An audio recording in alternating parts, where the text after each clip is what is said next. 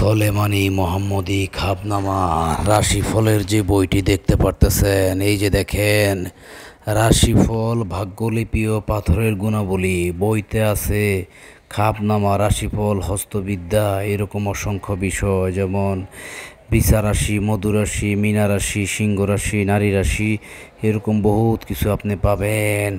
এই যে দেখেন ভিন্ন শ্রেণীর হাতে, শিল্পী হাতে বিভিন্ন ধরনের হাতের বিবরণ আছে।